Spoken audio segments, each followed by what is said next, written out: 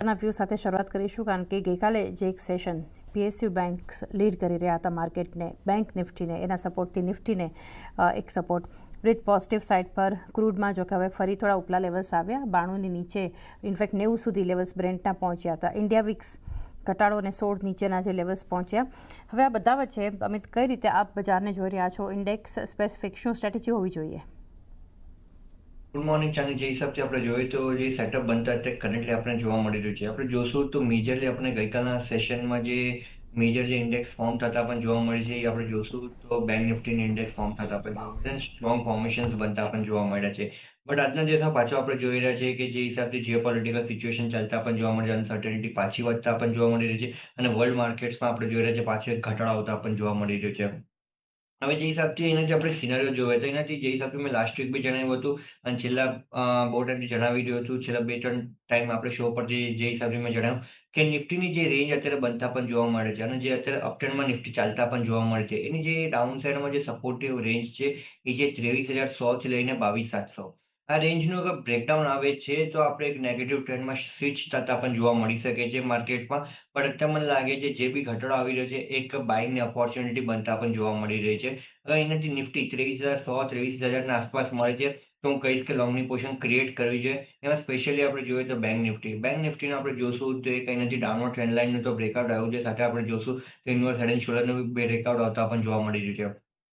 સામે બેંક નિફ્ટીના જે હિસાબથી ફોર્મેશન્સ બનતા પણ જોવા મળે છે. કન્ટિન્યુઅસલી છેલ્લા 4 થી 5 મહિનાથી આપણે જોશું તો ઓપન ઇન્ટરેસ્ટની પોઝિશન કન્ટિન્યુઅસલી એડિશન થતા પણ જોવા મળે છે અને પ્રાઇસ એક કન્સોલિડેશન રેન્જમાં ચાલતા પણ જોવા મળે છે, જે કંઈ નથી પોઝિટિવ સેટઅપ આપણને ગણી શકાય. તો મને લાગે છે બેંક નિફ્ટી એક મેજર આઉટ પરફોર્મ કરતા આપણને જોવા મળી શકે છે જેમ ઓવરઓલ માર્કેટમાં રેલી આવે ત્યારબાદ, અને ઓવરઓલ મને લાગે છે એનાથી જે મેજર આપણને સપોર્ટ બેંક નિફ્ટીમાં આવતા જોવા મળશે એ મેજરલી આપણને પ્રાઇવેટ બેંક્સથી અને જે નાના આપણે પીએસયુ બેંક છે એમાંથી આવતા પણ જોવા મળશે. સો મને લાગે છે એનાથી નિફ્ટી થોડુંક એવું અપસાઇડમાં આપણને એક રેઝિસ્ટન્સ લેતા જોવા મળી રહ્યું છે, બટ ડાઉન સાઈડમાં એક બહુ જ સ્ટ્રોંગ સપોર્ટ છે. એ સપોર્ટનું જ્યાં સુધી ડાઉન સાઈડમાં લેવલના બ્રેકડાઉન નથી આવતો ત્યાં સુધી એવો કોઈ મેજર મને અનસર્ટિનિટી અત્યારે કરંટ લેવલ્સ પર લાગી નથી રહ્યું. કેમ કે ઇન્ડિયા વીક્સ બી આપણે જોઈએ તો ઇન્ડિયા વીક્સ બી હાયર લેવલથી સારો ઘટાડો આવતા પણ જોવા મળે છે. અપસાઇડથી આપણે જોશું તો 28ના લેવલથી ઇન્ડિયા વીક્સ અત્યારે 15 15.5ના લેવલના આસપાસ આવી ગયું છે. સો એનાથી ઇન્ડિયા વીક્સ જ્યાં સુધી 18ના નીચે ટ્રેડ કરી રહ્યું છે, 18-19નો લેવલ આપણે જોશું તો અપસાઇડમાં એક બ્રેકઆઉટ લેવલ ઇન્ડિયા વીક્સમાં બનતા પણ જોવા મળે છે. 18-19ના ઉપર અગર ઇન્ડિયા વીક્સ નીકળી જાય છે ક્લોઝિંગ બેઝિસ પર તો ત્યારબાદ એનાથી થોડુંક એવી અનસર્ટેનિટી પાછી વધતા પણ જોવા મળી શકે છે. બટ જ્યાં સુધી 18-19ના નીચે ઇન્ડિયા વીક્સ ચાલી રહ્યું છે ત્યાં સુધી મને નથી લાગતું કે એવું કંઈ મેજર કન્સર્ન આપણને જોવા મળી રહ્યું છે. અને પાછું આપણે જોઈએ તો કાલે આપણે ફેડની મીટિંગ બી છે, એમાં રેટ હાઇકની એક્સપેક્ટેશન બનતા પણ જોવા મળે છે, જેને એક પ્રેશર પાછું એક માર્કેટમાં આવી શકે છે. બટ પહેલાથી આપણે જોશું તો ડિસ્કાઉન્ટ બી થોડુંક એવું થતા જોવા મળી રહ્યું છે. તો મને લાગે છે ઇન્ટરડે ફ્રન્ટ પર નિફ્ટીમાં જે સપોર્ટ બનતા અત્યારે કરન્ટલી આપણે જોવા મળે એ આપણે જોશું 23,000નો સપોર્ટ બનતા પણ જોવા મળે છે ઇન્ટરડે ફ્રન્ટ પર. અને અપસાઇડમાં જે બ્રેકઆઉટ આવી રહ્યું છે એ જે 23,300નો એક બ્રેકઆઉટ બનતા પણ જોવા મળે છે. 23,300ના ઉપર જેમ નિફ્ટી નીકળે છે તો 23,500 થી 23,800ના લેવલ પાછા રીઇનિશિએટ થતા આપણને જોવા મળશે. તો એક વ્યૂ ઓવરઓલ બજાર માટે આપણને એક બનતો જોઈ રહ્યા છે. સાથે હવે ચર્ચામાં બુરાન્સા પોર્ટફોલિયોના ખુશી મિસ્ત્રી પણ જોડાઈ ગયા છે. ખુશી, ગુડ મોર્નિંગ, સ્વાગત છે આપનું. અને ઓવરઓલ ફંડામેન્ટલ સમજીએ કારણ કે જ ફરી જીઓપોલિટિકલ જે સિચ્યુએશન હતી, જે ટેન્શન હતું એના પર આવ્યા છે હવે, અને પશ્ચિમ એશિયા યુદ્ધનો હવે અંત અહીંયાથી હાલ તો નથી દેખાડી રહ્યો. એટલે ત્યાં જે એક ટેન્શન છે એને કારણે 90 સુધી પહોંચેલું બ્રેન્ટ ફરી આપણે 92ની ઉપર ક્રોસ થતું દેખાડી રહ્યું છે. આજે ઓવરઓલ સેટઅપ ઘણું નેગેટિવ એશિયાના બજારો તરફથી તમે જુઓ, ગિફ્ટ નિફ્ટીના જે સંકેતો છે. હવે આ વચ્ચે અને જે રીતે મેન્શન કર્યું અમિતે, જે આજે યુએસ ફેડરલ દ્વારા જે નિર્ણય આવે છે એના પર પણ એક ફોકસ રાખીશું, પરંતુ કઈ રીતે આપ જોઈ રહ્યા છો ફંડામેન્ટલી અત્યારે સમજવા જઈએ ભારતીય બજારને? આપનો વ્યૂ લઈએ.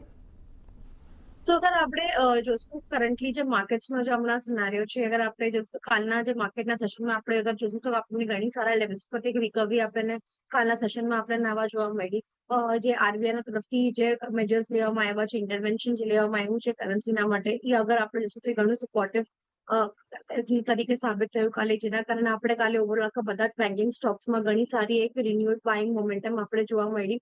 સો યસ, વોલેટિલિટી માર્કેટ્સમાં હજી પરસિસ્ટ કરે છે જ્યાં સુધી આપણને ઓવરઓલ જ્યાં સુધી ગ્લોબલ લેવલ પર આપણને જે વોર સિચ્યુએશન છે એ આપણને અહીંયા ડીએસ્કેલેટ થતા આપણને ન દેખાય ત્યાં સુધી. બટ યસ, જેવી રીતના જે આજની જે એક્સપેક્ટેશન્સ બની રહી છે, થોડું આપણને સ્લાઇટ ટુ નેગેટિવ થોડા ઝોનમાં જે આપણને માર્કેટ્સની ઓપનિંગ આજે દેખાઈ રહી છે, કારણ કે આપણે જોશું તો યસ, જે અનસર્ટનિટી છે માર્કેટ્સના ઉપર હજી સ્ટીલ પરસિસ્ટ કરે છે. ફેડની મીટિંગ પણ ચાલી રહી છે સો યસ એમાં મીટિંગનો આઉટકમ કેવી રીતના રહેશે, કેમ કે આપણે ઓલરેડી જોયેલા છે યુએસમાં જેવી રીતના જે ઇન્ફ્લેશનની જે ચર્ચા વધી રહી છે, જે ડેટા આવી રહ્યા છે એ પણ એક્સપેક્ટેશન કરતા ઘણા આપણને સ્લોઇશ અને સ્લગિશ થતા આપણને જોવા મળી રહ્યા છે. સો યસ કેવી રીતના આપણને ફેડના મીટિંગમાં કે રેટ્સને લઈને કેવી રીતના સ્ટાન્સ આવે છે કે એના ફોકસ એક વધારે ઇમ્પોર્ટન્ટ રહેશે આપણા માટે. અને જે રીતના આપણે કરન્ટલી આપણે જોશું તો સૌથી વધારે એક આપણા માટે જ્યાંથી આપણે સૌથી વધારે હમણાં સ્ટેબિલાઇઝેશન મળ્યું છે એ રૂપિયાના તરફ એક આપણને કાલના પછી એક સારું આપણને એક સ્ટેબિલાઇઝેશન રૂપિયાના તરફ આપણને જોવા મળ્યું છે, જે ઓલમોસ્ટ 97 સુધી જે રૂપિયો પહોંચી ગયો હતો. અગર આપણે એક સારી રિકવરી આપણને કાલના બાદ જોવા મળી રહી છે.